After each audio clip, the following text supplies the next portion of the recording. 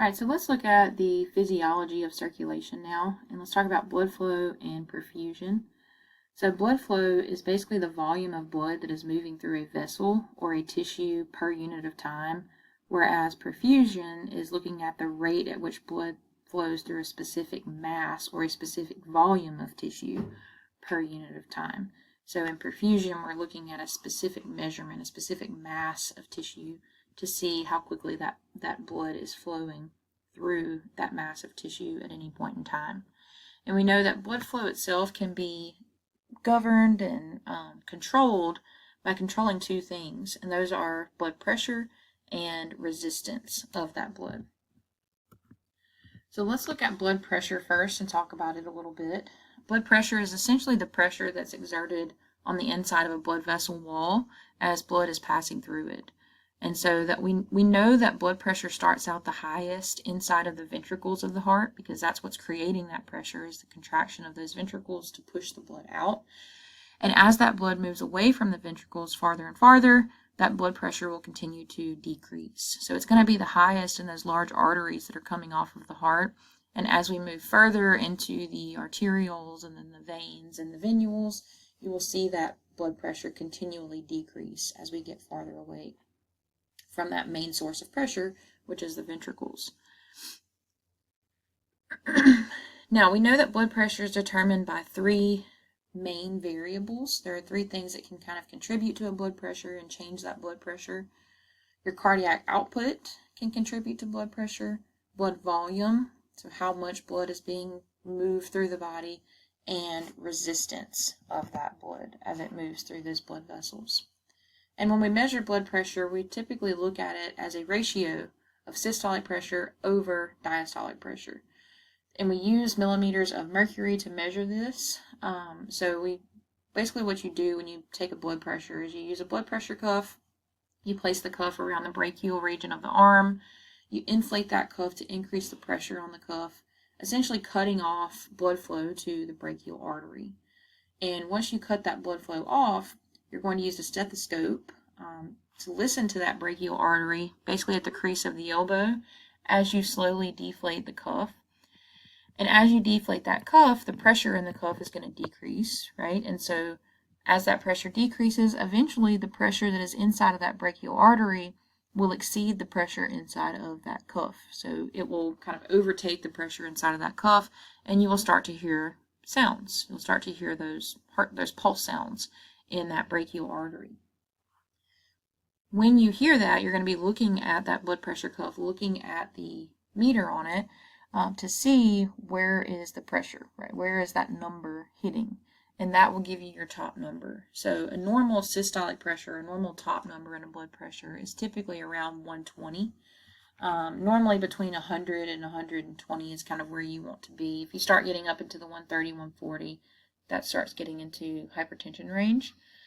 Now for the bottom number, you're going to continue to release that pressure out of the cuff, continue to listen to the heart sounds on that brachial artery, and you'll continue to hear that thump, thump, thump, thump until eventually the pressure inside of the brachial artery has completely overcome the pressure that is in the cuff. And so that's the measurement of your diastolic number, your bottom number, which is the pressure that is inside of that vessel during ventricular relaxation.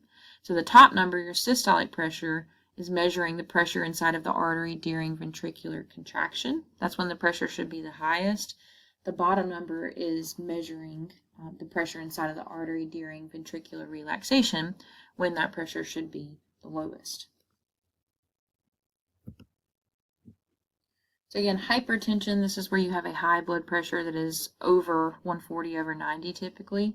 This could cause problems, could cause cardiovascular disease, because you're going to be really overworking your heart at this point, and that can cause damage to that tissue. Ways that you can prevent hypertension is trying to stay healthy, eating a healthy diet, exercising as much as possible, because the stronger you make that heart muscle, the less it has to work to keep that blood moving where it needs to go. And so having a healthy diet and exercising, and also lowering the sodium intake in your diet, can help decrease the risk of hypertension. Hypotension is an abnormally low blood pressure. And this is typically caused by blood loss, or if you are severely dehydrated, that could cause a low blood pressure as well. So now let's look at resistance to flow and how this can affect what we were talking about earlier. So resistance is basically where you measure the hindrance of blood flow through the vessels. So we know that as blood flows through the blood vessels, there's going to be some friction between that fluid and the blood vessel walls. And so that friction causes resistance. It makes it difficult for that blood to flow freely through the vessels. And we know that there are a few things that can determine resistance. Blood viscosity is one, so the thickness of the blood is going to affect the resistance of that blood. Typically, the thicker the blood, the more resistance you're going to have, right? It's just like if you're drinking a milkshake versus drinking water through a straw. Drinking the milkshake is going to be a little bit more difficult because that milkshake is more viscous, it's thicker. Blood vessel length can affect resistance. Typically, longer vessels are going to cause more resistance because that blood is having to travel and fight through more friction to get through that longer vessel than shorter ones. And then obviously vessel radius as well. So again, viscosity or blood thickness is going to affect resistance. The thicker the blood, the more resistance you're going to see.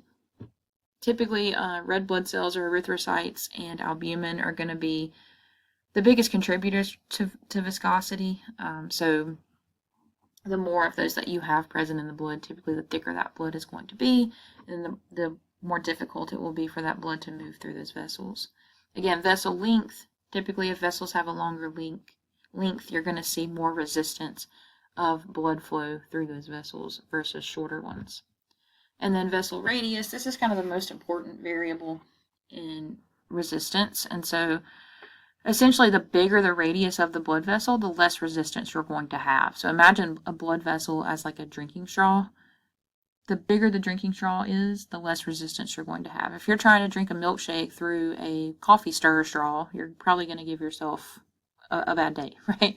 Whereas if you use a nice, big, large milkshake straw, it's going to make it a lot easier to be able to actually drink that milkshake. And so the larger the diameter of the blood vessel, the less resistance you're going to see within that blood vessel of blood flow. So your blood vessels can actually change their size and shape to change blood pressure. So vasoconstriction is where your blood vessels will narrow or get smaller. That increases resistance in those vessels, and that can increase blood pressure because of that, right? If you're increasing resistance and you're making it harder for blood to flow through the vessel, then your heart is going to have to increase the pressure or the force that it's putting on that blood to be able to get it where it needs to go. And just the opposite, vasodilation is a widening of the vessels, making them larger in diameter, which is going to decrease resistance of flow. And when you do that, that can help lower blood pressure because now the heart is not going to have to work as hard to push that blood where it needs to go because it's going to be able to flow a little more freely. Now we know that perfusion is not going to be constant. It's going to be different for different tissues in the body. Different tissues need different amounts of oxygen and nutrients. And it's going to always vary even within one particular tissue because that tissue may need more oxygen at some points of the day than it needs in others. And so it's going to vary depending on what the tissue is needing at any point in time throughout the day, right? How many nutrients it needs or how much oxygen it needs throughout the day. And so there are a few things that can control perfusion. We know that this can be locally controlled. So active tissues are going to need more oxygen and nutrients, obviously. And so tissues like, the skeletal muscle, if you are exercising, skeletal muscle is going to need a lot more nutrients and it's going to be producing a lot more waste. And so you may see an increase in perfusion in those types of tissues when you're exercising, for instance. You'll see those blood vessels dilate to help increase blood flow to those areas. We also know that angiogenesis can happen. This is where you have a growth of new blood vessels if you are constantly stimulating certain tissues or organs in the body to where they need more oxygen and nutrients.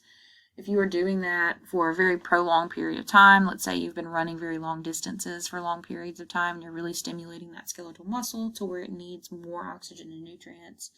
At that point, those muscles could potentially start growing new blood vessels to help increase the vascularity of those organs, so you can get those nutrients to them more readily. We also know that blood vessel radius, the vasodilation and vasoconstriction, can be controlled by our autonomic nervous system. So we have baroreceptors and baroreflexes kind of set up that are essentially sensory nerve endings that can help monitor our blood pressure. And the baroreceptors are going to be found in the large arteries coming off of the heart. So like the aortic arch, for instance, has some baroreceptors, and those are going to be monitoring blood pressure and sending signals to the medulla oblongata. Within the medulla oblongata of the brain, we have a vasomotor center, and that center will send signals to our blood vessels to tell them to dilate if the blood pressure is too high. Again, that will help decrease resistance if we dilate those vessels. If the blood pressure is too low, it will send signals to those blood vessels to tell them to constrict, which will increase resistance and can increase blood pressure in response to that. So here you can see those baroreceptors set up in this aorta. Again, they pick up on signals of whether the blood pressure is too high or too low, and they can send signals to the medulla oblongata of the brain, which can then send signals back to our blood vessels to tell them whether they need to constrict or dilate in response to those changes in blood pressure.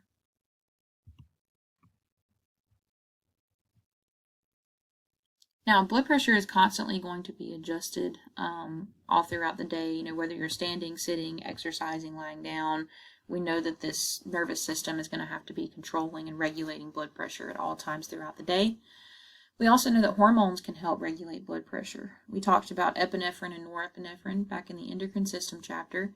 Those are two of our fight or flight hormones, and so when those hormones get released, it's going to cause dilation of arteries that are typically in your skeletal muscles, because you're going to want to have more oxygen and nutrients available to those muscles during those fight or flight responses. And just the reverse is going to cause constriction of other blood vessels in areas that do not need the nutrients right then, so like the digestive tract, for instance. If you're trying to fight for your life, you're not going to be worried about digesting a hamburger that you just ate, and so you want to reroute all of those nutrients to your skeletal muscles to help you fight off that. So these two hormones are going to help you, survive a potential threat by helping to reroute oxygen and nutrients to skeletal muscles rather than using it in other areas where it's not needed at that point in time. We also know we have angiotensin II, so this is part of that renin-angiotensin system that's kind of regulated by the kidneys. Your kidneys are monitoring your blood pressure throughout the day, and if they notice that blood pressure is too low, filtration is not going to be able to happen correctly, and so the kidneys will produce renin, and that renin helps kind of stimulate the production of angiotensin II. Angiotensin II will then cause vasoconstriction of blood vessels, causing them to get smaller in diameter, and that will help increase the blood pressure back to normal. Now, angiotensin converting enzyme, ACE, is required for the production of angiotensin II, so some people will take ACE inhibitors as a high blood pressure medication to help lower blood pressure and keep it low.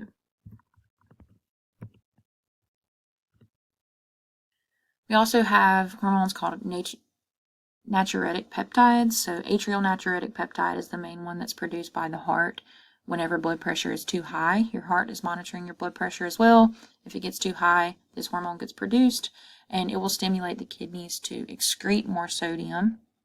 When you excrete more sodium in your urine, water will follow it as well. That will cause a decrease in blood volume, which will also help to decrease blood pressure. We talked about aldosterone in the endocrine system. This is produced by the adrenal glands, and so it's going to promote sodium retention in the body, which is also going to promote water retention. We know that if we increase the water content in the blood, that kind of increases the volume of blood, and so that's going to cause the blood pressure to go up in response, because if we have more volume, we're going to have more pressure to help move that volume through those vessels.